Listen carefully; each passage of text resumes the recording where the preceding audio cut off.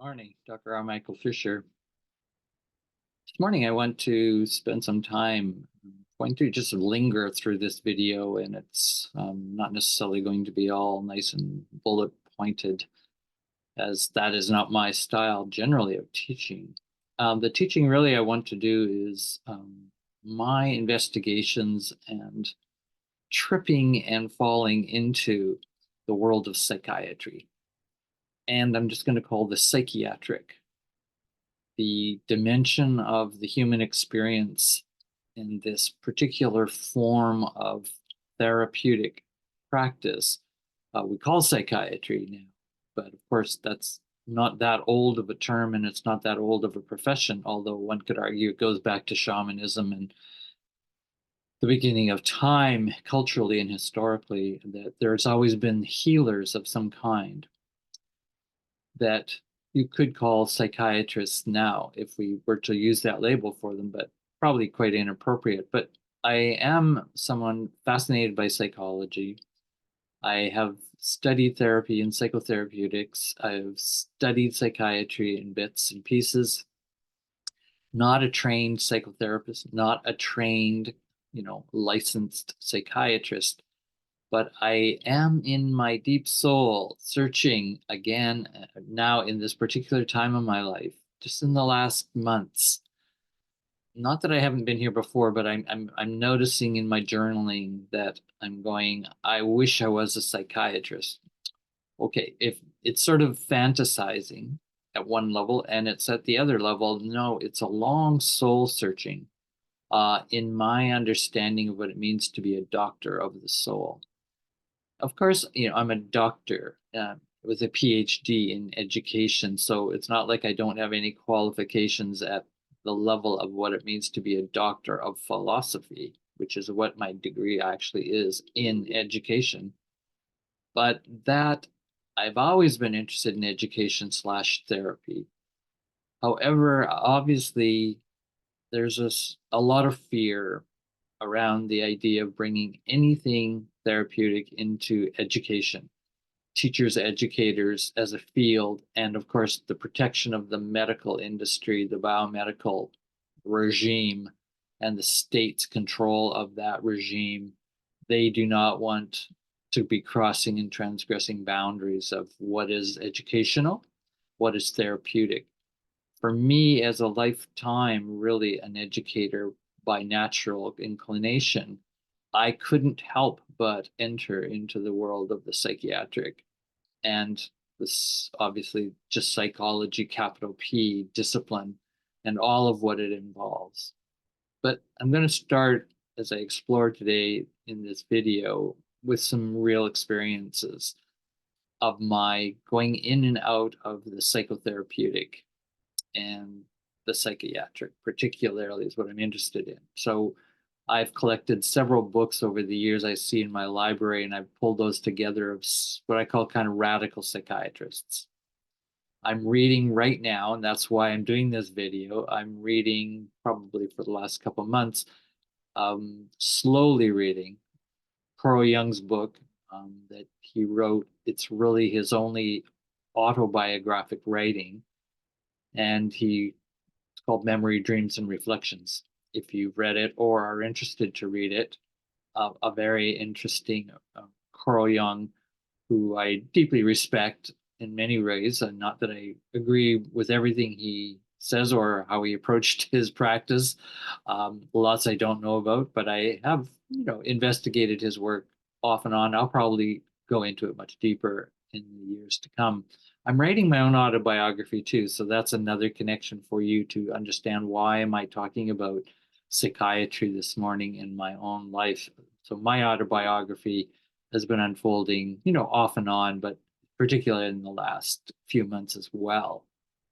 And that I'm titling that autobiography Running on Clouds. I haven't got the subtitle yet, but that gives you a bit of a sense of me, because that's why you're probably listening to my work over in my YouTube channel. It is about me in a way, but it's way beyond what it is about me. Let me start with some psychiatric encounters. I'm going to go back in memory. Growing up as a young child, I could tell a long, long history of my mother, who was very important in terms of probably guiding me to the kind of person I am today. But she guided me indirectly through basically scaring the shit out of me, is one way to put it, and or making me extremely interested because of how she scared me herself and others in the family, but also others beyond the family in her workplaces and in her relationships, and certainly, how I think she devastated my father. He was incapable to handle the kind of emotional intensity and output, irrationality at times, etc., that my mom experienced. So I'll get to the first story maybe, and there's no linear order, I think, how I'll unfold this video, and it will be a very incomplete exploration of my psychiatric experiences in life. So what the first thing I remember very young, enough that I probably was, in my tween years, um, that my mom had a paranoid reaction to anything to do with medical doctors, somewhat that wasn't so bad for her, but she always was very uptight about them, their white coats. But she was really uptight about the psychiatrist. As far as I know, she never ever went to a psychiatrist. I don't know what her life in Belgium was when she was in her teens and early 20s. Maybe she did have to go to a psychiatrist and it was a very bad experience for her.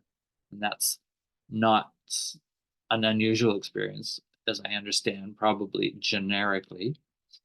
But some people have great experiences with psychiatrists too. They saved their life, they will often say, if it wasn't for that particular psychiatrist. They met at a particular time in their life of crisis, change, and transformation. My mom was terrified of psychiatry, psychiatrists, and anyone who was mentally ill. She also was very terrified of people who had physical disabilities, particularly mental deficient, so-called deficiencies like a Down syndrome, for example, person that would go by, or someone who was acting out even slight symptoms, perhaps of a schizophrenic or someone on the street that you could tell when we walked by. Um, she would just like go almost to the other side of the street. That's the feeling. I don't remember an exact experience of that, but in the home, if the word came up in conversation, so just think about I'm 11, 12, and I hear some kind of conversation in the house, and for some reason, something comes up about mental illness, or somebody had to go to a psychiatrist, or just any kind of register of signification of the doctor of the mind, the doctor of the crazy. And that's what I found out. My mom was terrified of going crazy, and she was terrified of being around crazy people. Eventually, that was so intense of a complex within her psyche. And I'm figuring that out as a young person, watching her and her irrational fits, hysterics, and other kinds of bizarre emotional releases, that she was out of control of her own mind, her own emotional complex, her personality still obviously functional. She was never put in an institution till the end of life. I'll talk about that at the end of her life. Things changed, deteriorated psychically and emotionally, personality wise, dissolved. But during her growing up, she was a very tough woman, and she had admirable traits for existing in the world and coming out of Belgium and the invasion of the Nazis regime for 3 years as a young person, and how she probably was incredibly abused and terrified, of course, by a terrorist regime, the Nazis from the Third Reich. Escaping from that and coming to Canada and meeting my father, me coming along, I now had to go through the ripples as a young son, middle son of this family, watching my young mother, never treated, as far as I can tell, for her problems, this phobic reaction, this hysterical kind of complex within her personality, psychic structure. I learned and watched carefully. So that's the first thing. I was not terrified of the psychiatric or the mentally ill when those would be brought up, but my mom put this terror into me at some deeper level. I was a pretty cool kid. I was very social in certain kinds of ways. I was not an average social kind of kid. I didn't like a lot of the big crowds, but I had a lot. My own social network was very healthy and very excited and good life in those young years. But I think it really put the seed for my interest. A lot like Carl Jung, as I'm reading his autobiography bits, he tells of his mother, who was in that way split. He called her having a personality number one and a personality number two, as he describes her. And then he eventually had a personality number one and personality number two. He was trying to integrate. He feels his mom never integrated the two personalities in her life that he knows of. And he tells of the important emotional impact of being raised by her and around her had on him. And no doubt both terrified him deeply and traumatized him, as my mom did. But at the other level, myself, seeing a bit of a mirror in Carl Jung's growing up, we also then became very fascinated with the psyche, with psychology, with psychiatry.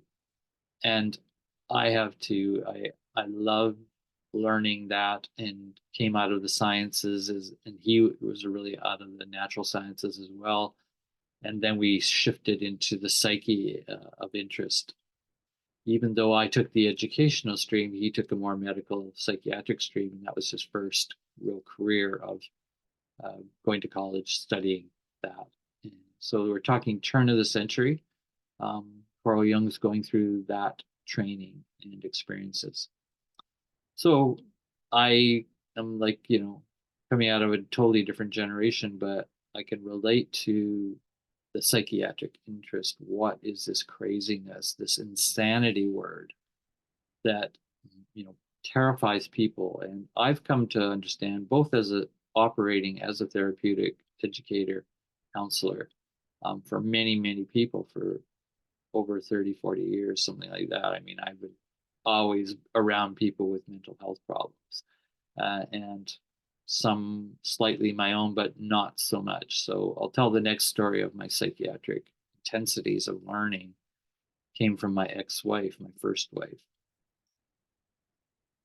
So I think there's probably nothing else I'll do right now with my own childhood and teenage years of being aware of my mom's psychiatric problems. I didn't call them that per se then. I just knew she was terrified of them and becoming one of them. Okay, got it. I think that's deeply, in my experience, in most human beings that I've ever met. We are deeply afraid of losing our mind. And losing our mind is like losing our soul, has been talked about in cultural historical literature of psychology and psychiatry. It goes into, as I say, the shamanic whole world of when parts of your soul are lost and need to be retrieved. And that's what a shaman does, more or less. I'm generalizing. The psychiatrist that I encountered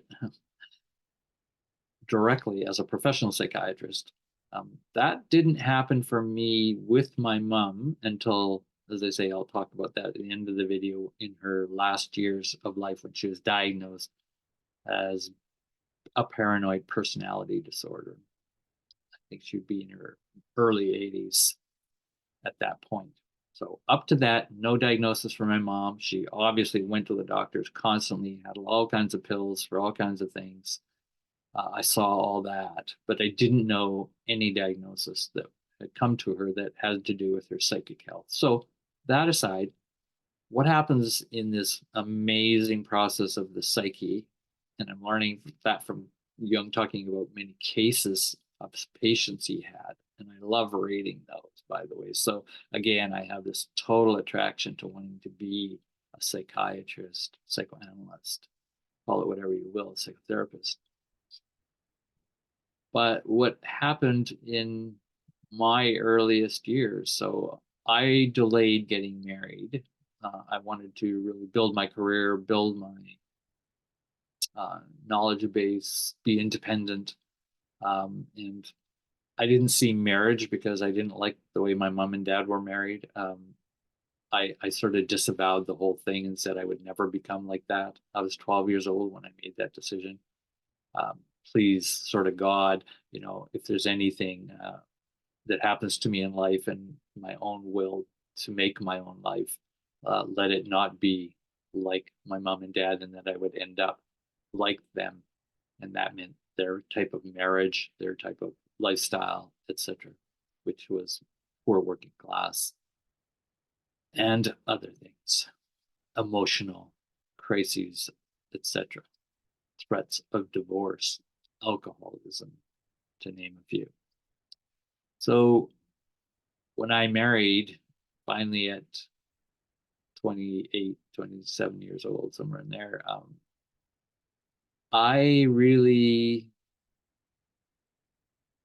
was, again, sort of already very interested in psychology, very interested in animal behavior, the nature of the human being, right? The human condition, human potential starting to burgeon as a lifelong path for me, still is.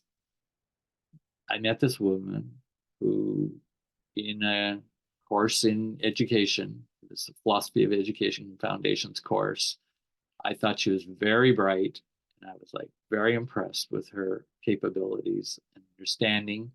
And there she was, becoming an educator, getting an education degree like me. It was an education degree after another degree, which mine was in environmental biology. And I found out later her degree was in social studies, and then she had a degree I found out later was a master's in theology. All that aside, she was an ex-nun when I met her in this education course. Again, not that was ever told me. That became kind of a secret that unfolded after the fact of beginning to really like her, or her liking me. We were going out together and so on. Short of the story is, I found out her story around leaving the nuns was that she had a psychiatric event. And that led to her being more or less kicked out of the nuns, had to go to a psychiatrist in the city of Calgary at one of the hospitals. And she told me that story again after more secrets had come out, when she started having some problems in the relationship with me, especially when she had her first child and was pregnant. Obviously, psychotic, even changes began to happen, and she became more and more irrational in bouts. Again, kind of like the moodiness of my mom, very sort of agitated, no patience, blamed virtually everything on me that was a problem, and so on. Without all the dramatics of what I went through for my 8-year, 9-year relationship with her, and several psychotic breaks, etc., I had my first experience of going to a psychiatrist when basically she had broken down the very first time. And I was asked to come into the therapeutic treatment, and I had heard she was going back to the original psychiatrist she had when she left the nuns. And so I remember going into the psychiatric hospital and listening to this psychiatrist, and I'm sitting there like, I mean, I may have some problems, and I was aware of that. Our relationship had some problems. This was fairly early in our marriage, but I'd been through a lot. I'd read a lot. I understood a lot about psychiatry and psychotherapy and just the psyche itself. I was a real investigator, but I was still young and not that experienced with those depths of those phenomena. And I'm watching my wife completely manipulate, as far as I was concerned, this psychiatrist who is a very nice, gentle old man, and he asked very gentle questions. And I'm much more assertive and aggressive as a therapist myself, and as a educator myself, and just as a person.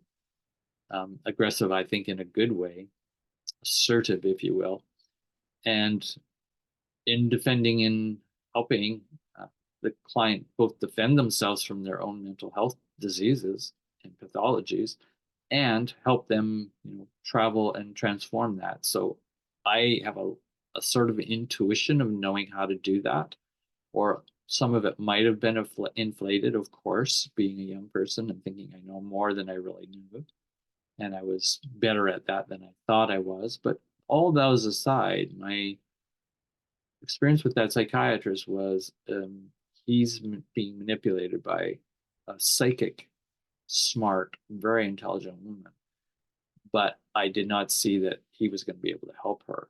Now, she did go on some medications, psychiatric medications, for her condition at that time. She obviously leveled out to be functional and was functional most of the time. It was only in these very extreme psychotic building up and then a final break that she had to be treated. And she was quite paranoid in these breaks and in the building up to. Okay, sound familiar, right? The mirroring of did I marry my mother?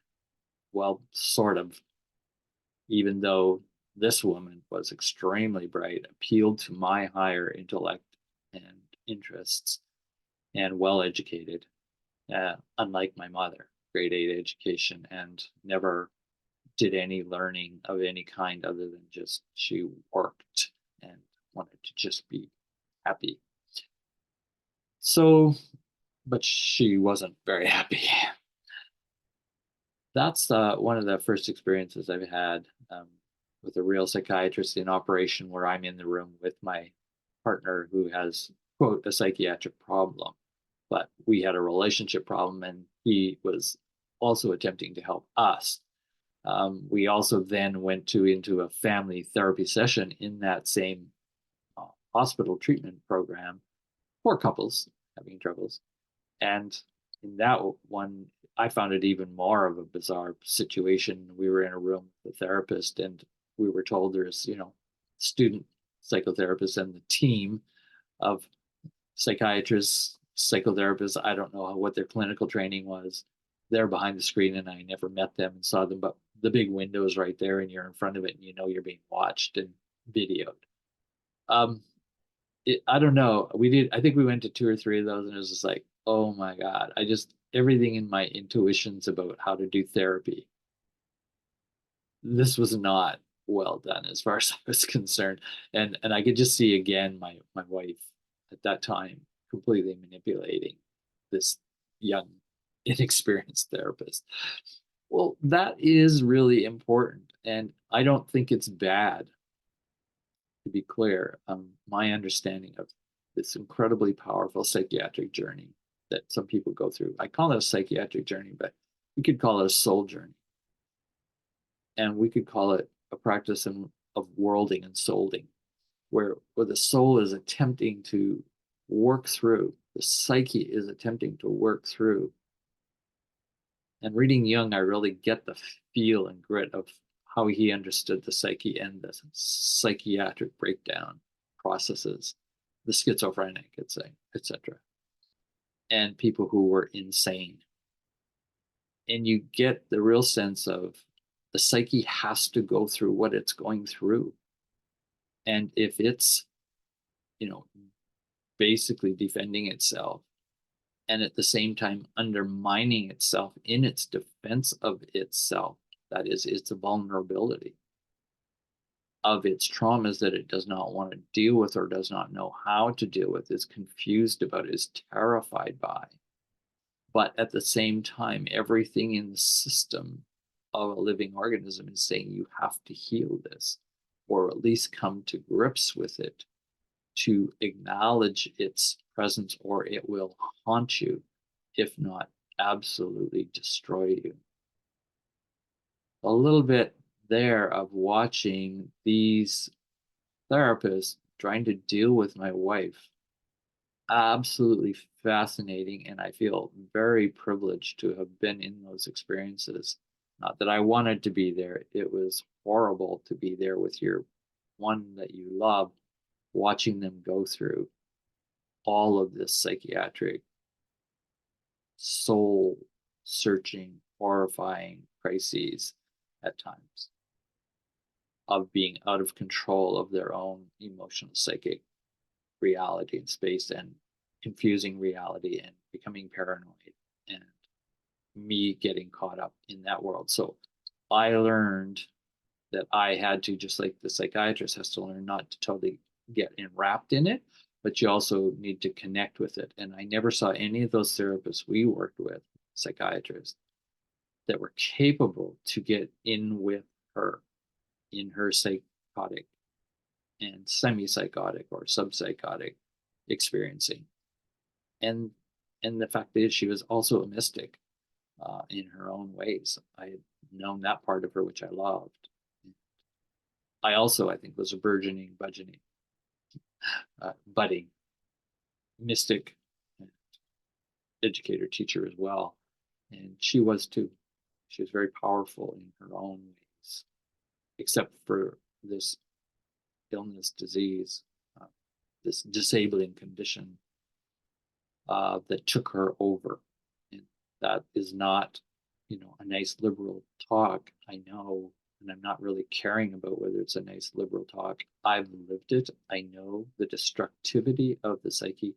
Carl Jung goes into great detail of the destructivity of his own psyche as he does this autobiography I'm reading, as he talks about various cases. So there's no whitewashing, simple, nice liberal talk about political correctness of they're doing the very best they can. Well, of course they are. But what I'm trying to say is very dangerous material and very dangerous psychodynamics go on. And one has to be attuned to that. But most of us aren't exposed to it. And that's why we build these attitudes about, you know, protecting people who go through psychotic breaks or have these disabilities. They don't even like to use the word disability. And they just want to say, oh, they have challenges. Well, yeah, okay, that's so euphemistic and so not in touch. You have to get in the depth with the destructivity. And Carl Jung's definition, while I'm on that path, I'll get to a couple other examples of my run-ins with psychiatrists and psychiatry. Carl Jung's, I'm paraphrasing by memory. I could look it up in the book, but I said, well, just see if you can just spin it off, Michael, right now. I really liked how he described what I would call the best of psychiatry. He's really saying, again, talking before the turn of the century or into the very early part of the 19th century, 20th century. He's talking about psychiatry at its very early roots. Freud had just come onto the scene. Jung was coming up underneath him as a young protege. And he basically defines it in this book of psychiatry as the study or the path of knowing with a mind that is becoming aware of its own self-deterioration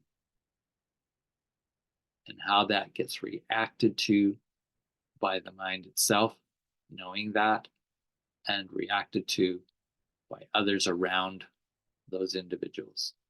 And of course, that's where the psychiatrist comes in and their regime and their teams of clinical help, so-called, that they are involved in the patient's awareness that their own mind is deteriorating. And that is deteriorating through what could be more physical disease processes. Yes, some of that does go on, but ultimately also, and perhaps even more so than physical, impairment for most psychiatric patients is a psychogenic process. That means it's a psychological deterioration I say, due to fear-based patterning that is set in, and defensive systems that become self-undermining because they get to be so good at what they do. More complex and depth talk could be done on that process of understanding the strange and bizarre behaviors of defense mechanisms, projection, displacement, repression, and so on. So back to psychiatric experiences, I'll leave that one behind. I was to be my 30s, 40s, early 40s, as founder and co-director of the In Search of Fearlessness Project Center, part of that community, a healing community for adults, etc., an emancipatory community, doing adult education, basically, but we also did peer counseling, and there's a lot of depth psychological work going on. We also attracted a lot of people with psychiatric problems, some treated, some not treated, some not even known that were psychiatric problems, but probably were undiagnosed. And people, we just worked it out. And I learned so much being around those people for 10 years in that experiment, In Search of Fearlessness. But I remember going to a party where I had a chance to sit in the room in an informal way with a psychiatrist. So I can't remember who invited the party. I think it was somebody from our community, I believe. They said, "Oh, it's a really interesting party. You might want to meet some of the people there." And so I went, kind of not knowing anybody except this one person. And they were not a psychiatrist or psychotherapist or anything. They were just a person. But it was in a kind of upper, more middle class home that I was not used to going into because, as I say, I was raised poor working class, and I'm kind of an artistic bohemian type person, live a very simple life, and don't hang around in those upper class circles of professionals. And it wasn't a high level of a party, but it was higher than I'm used to. And people are sitting around. So, of course, I start talking with people. And I end up talking up this woman. And she was very well put together, very, a little bit younger than me or the same age, mid 30s. And she was very, very with it, very aware, and wanted to talk at some level. And we start talking, and I start telling her about what I do, and I could just sort of see a certain skeptical face coming on her expression as she listened to me, about us telling her about the kind of complexities that we deal with in people with mental health issues. We had some people diagnosed schizophrenic, etc., depression. And we were working this more grassroots model, right? It was not a medical psychiatric model that we were using. That aside, kind of alternative, and I was into alternative anti-psychiatry actually at the time, and that comes from R.D. Laing and many of the people I had read in my earlier years in reading radical psychiatry. And so, unbeknownst to me, this woman says, "Well, I'm a psychiatrist," and she works at one of the hospitals in town. Okay, so here I am, like 6 feet away, face to face with a psychiatrist. And that was new, and that was something I can't imagine what I was experiencing at the time, but no doubt a certain kind of low grade terror of how am I going to talk to a psychiatrist in this informal way? And especially when I brought up the kind of work we were doing, fearlessness and so on, watching this really skeptical, as she learned more about me and my theories and about the path of fearlessness and healing and all those kind of things. And at one point, she just kind of cut through. This is the knife, like a subpersonality. Yeah. psychiatrists are not all well put together, I guarantee you. And Carl Jung and others, David Viscott and others, I've read about their biographies on psychiatrists and the type of people that are in those training programs and in operation as psychiatrists and so on. A lot of them are not put together all that well. Like they have a lot of mental health problems themselves. This woman just cut through and basically said to me, "Oh, you're working with the well neurotic," or I think she used actually the worry well, or the well worried. That was it. That was it. The well worried. I'd never heard of that term. So it kind of caught me back, and I'm listening. She's looking not pleasantly at me. Um, and then she goes into her defense of basically saying, this I'm paraphrasing, um, you don't know anything about dealing with difficult mental health problems. You are a total amateur. Probably shouldn't even be doing what you're doing. Shouldn't say that directly. And she said, more or less, I work with the real people with real psychiatric problems, mental health problems. And it's damn hard and it's damn depressing. And we have very little success. And so she's looking at me as the idealist. She's the realist and she knows what it's all about. And so I basically got dissed by the professional psychiatrist, and she quickly, after she spit that out, she got up and walked away and went and talked to other people. Oh yeah, I'm reeling with all the emotions of that, and it stuck with me, that memory. So we're talking way back in the early 90s that I remember that encounter. And that worried well what she meant by that. It took me a while to figure it out. Is she was just saying, "Oh yeah, you people privilege. You're all living fine, and you certainly don't need a psychiatrist or even a therapist hardly. And you're all spending time navel gazing and doing this fake amateur psychiatry on each other. What a waste of time." And I'm dealing with the real stuff in the real hospitals, the asylums, with the insane. So I had to figure out how to integrate that criticism, huge criticism, even though she had no clue what we actually do and the type of people we actually work with. But in some ways, she was right. We did not work with the worst, although, as I say, we have had in our community at that time people with real mental health problems. And we had a couple individuals, one particularly, who had severe schizophrenia.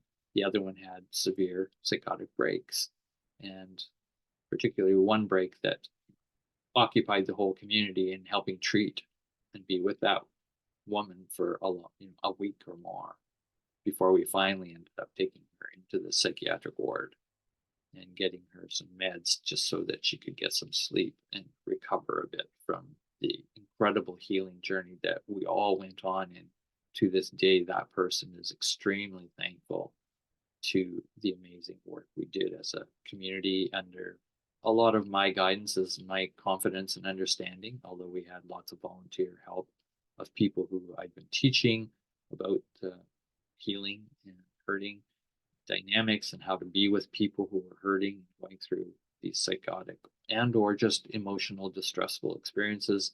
But this was the real severe one. Yes, it was. And it was, a real challenge for our community, and it stretched us to our limits too. We would have loved if she could have recovered before we'd had to basically drive her down, with her permission to go, although she was not happy about it, to finally get some meds. But the total experience, as I say, very positive for that person. To this day, they actually eventually became a trauma counselor, very successful in their own career. The next psychiatric experiences, oh yeah. So I guess I would go to my mom and end the video there. It's because I could go on, and I want to tell.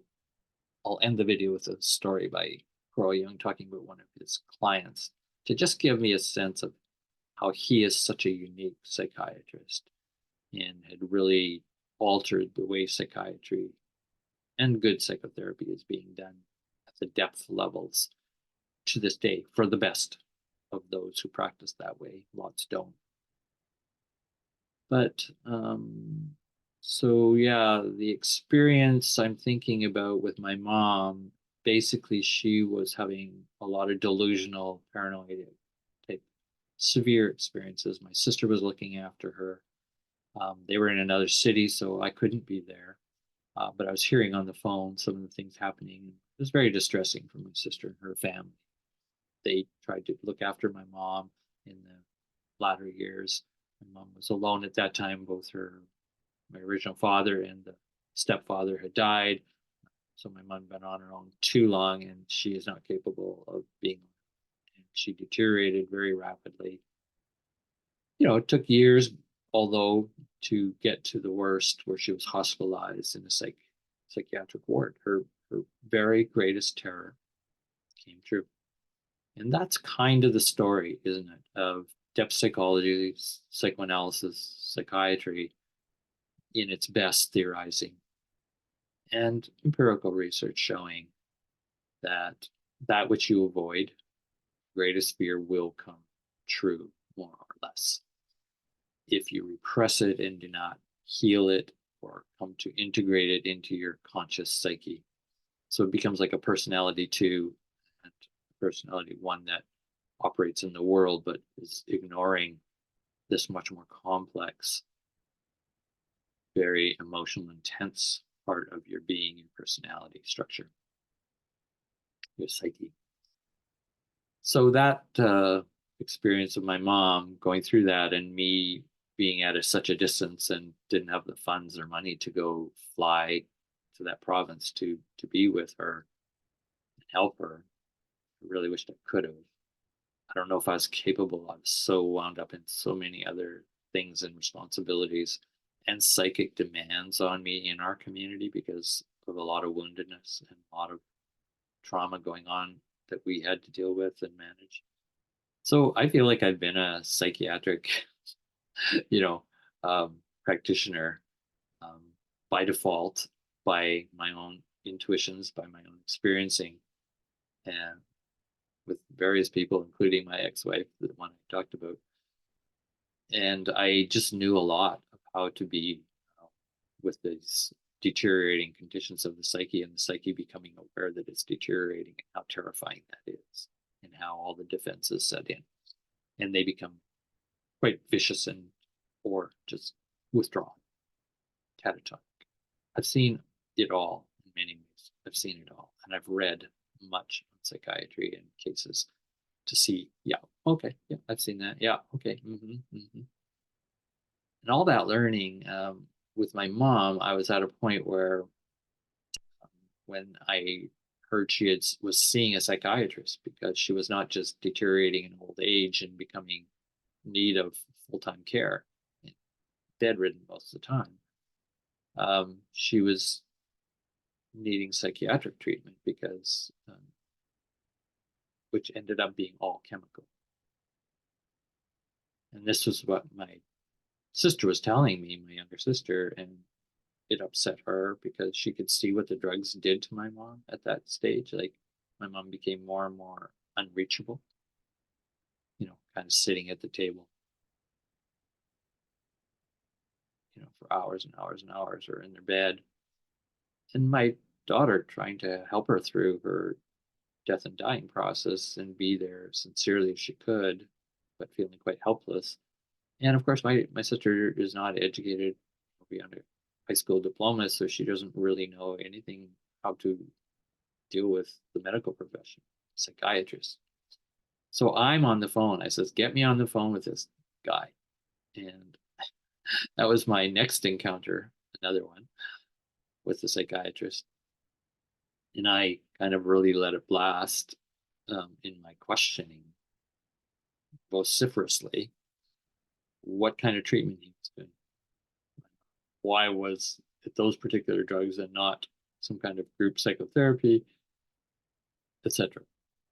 I'll never forget his response. He listened somewhat, but was very defensive of his treatment regime, and which is the typical ease of a institutional psychiatry practice, not the most sensitive, as I'm going to read about how sensitive Carl Jung was with his patients, in contrast. That he basically defended the entire time all my questions and defended them or ignored them at times. Um, but I did listen with respect at the same time of being quite challenging. And he basically said, she's not capable of therapy. And that means to even have one person, could be a social worker, psychiatric social worker, could be even a psychiatric nurse, could be a, yes, registered psychiatrist, someone who comes in and helps her through her paranoid, psychotic, semi-psychotic state. The processing of that, the being with a human being in that suffering condition, instead of just wiping them out with drugs and basically waiting for them to die, unprocessed. And my argument is, as others have argued, some of the radical psychiatrists and or people who are, I call the death doulas nowadays, who believe that the death and dying process is a great time, if not the best time, to do psychological healing and integration. That's kind of, working through your end of life, reviewing your life process and all the healing and really the coming to peace, if you can call it that, more or less, as you leave this planet. And who knows where you and your soul or psyche go, if they go anywhere. But you leave a different condition on the planet with the people that know you and are in the field of care with you in connection. Well, it didn't happen, and he refused to give her any kind of therapeutic attention and services. I was incensed and unhappy about that. He said, people who are this far gone, so here's his psychiatric experience and training, and he may be right. I can't say I'm right. I just don't like the process of how it thinks, that kind of psychiatry, the institutional. But nonetheless, he could be right on average, that was the best for her. He said you can't upset people when they can't process mentally when they're that mentally ill, and especially the paranoid personality disorder. Okay, paranoid means fear, correct? Fear based. Is it any wonder that me, R. Michael Fisher, Dr. R. Michael Fisher, blah, blah, blah, fearologist, blah, blah, blah, that I call myself, I've become an expert researcher on fear, not only in individuals, but the collective. I really feel like I'm a cultural psychiatrist that nobody would really recognize what that name means, except a few rare people like Charles Johnson, who calls himself a cultural psychiatrist. It's just, I so am continually affected by my mom and her psychic health and ill health and all of where that came from in that family line. So I feel like I'm really generational type of, therapist doing the best I can. Although, as I say, I didn't go into all those trainings of becoming a psychologist or a psychiatrist for a lot of reasons. And that would be a whole long video to explain why not. But basically and fundamentally, I'm too radical and too untrustful of those systems and state controlled psychology. So I'm of what we call the grassroots movements of psychotherapeutic treatment and radical psychiatry, if you will.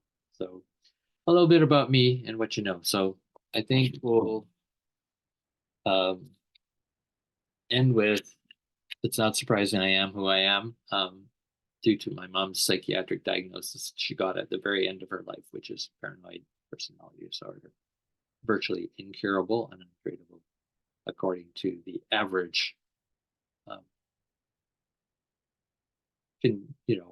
psychiatric regime and the DSM-5 or whatever it is book that tells you about the possibilities of treatment.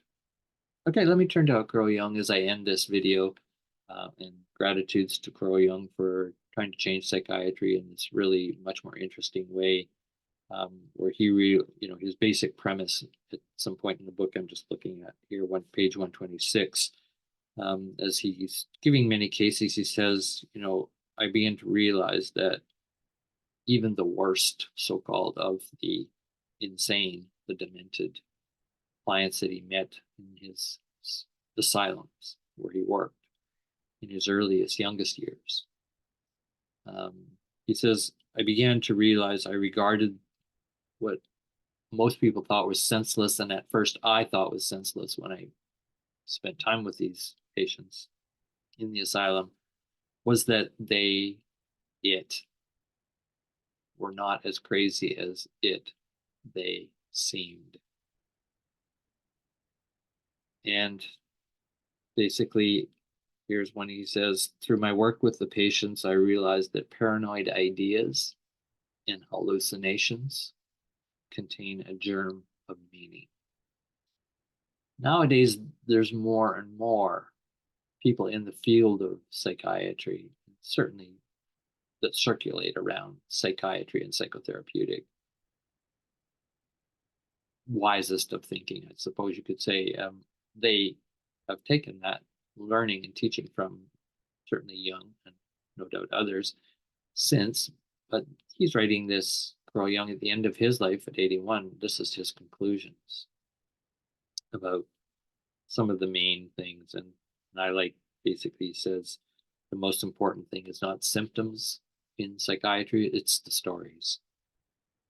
And he is very clear that we, the psychiatrist, I would say me, the psychotherapeutic educator, or whatever, call me the fearologist, the fear analyst, which I also use in the work I do, developing all of these, still in development, as practices, as theories, as models, that we have to involve ourselves deeply in those stories and become the story. And what he argues in different ways, and I'm still kind of understanding how Jung argues this and makes sense of it, but it makes a lot of intuitive sense to me in a transformative model of change and transformation, that we have to realize that our patients, clients,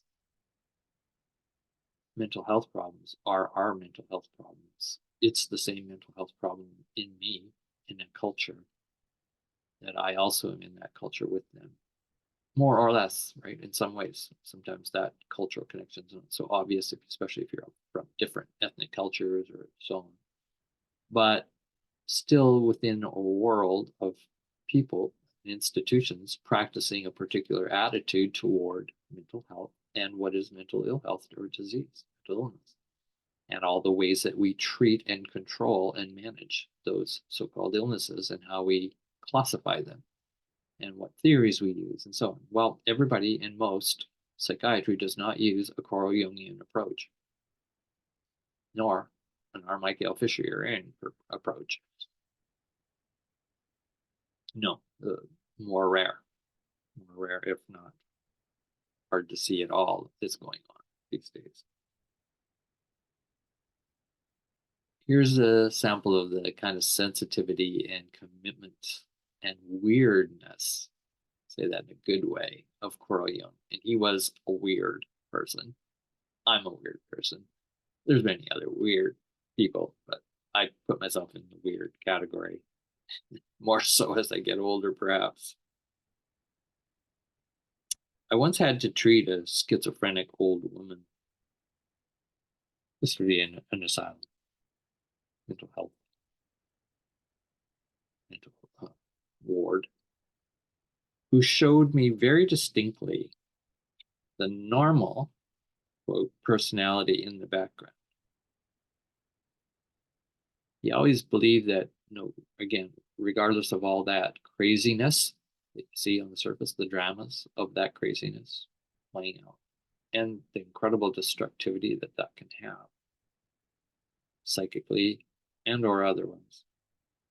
He said there was always a personality psychologically that he felt he could work with in and around that psychogenic pathologizing processes.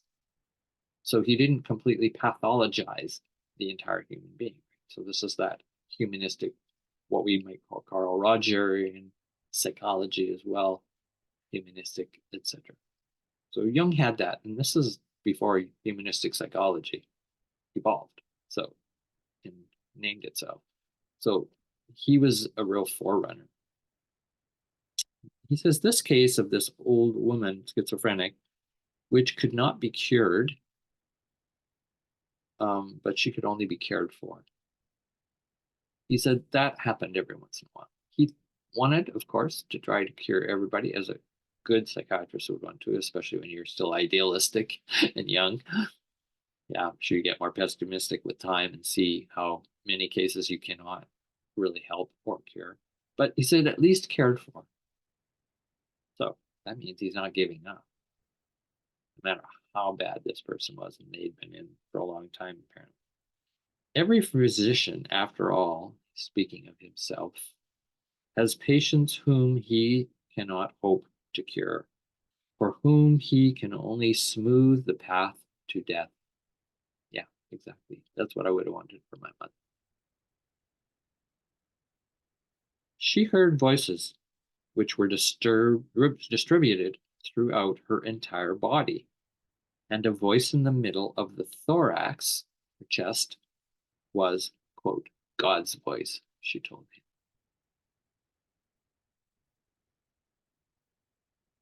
So Kroyum speaking to her here. We must rely on that voice, end quote, I said to her, and was astonished at my own courage to say so. As a rule, this voice made very sensible remarks, and with its aid I managed very well with the patient. Once the voice said, quote, let him test you on the Bible, end quote. She was religious. She brought along an old tattered Bible that had been much read, and at each visit I had, I assigned her a chapter to read. So Kroyung's picking up on this voice inside her that says, let him test you on the Bible. Right? It's like a subconscious personality voice within the pathological syndrome complex of this woman. Quite totally enabled, uncurable, demented for the most part. Will spend the rest of their life in the institution. But Carl Jung finds a way by listening and by being able to even draw out and participate perhaps in that voice that would come out and said, let him test you in the Bible. So it has to have a deep trust in that dark shadowed side of her being, but smart enough to know, basically, see if the guy will help you. Give him a chance.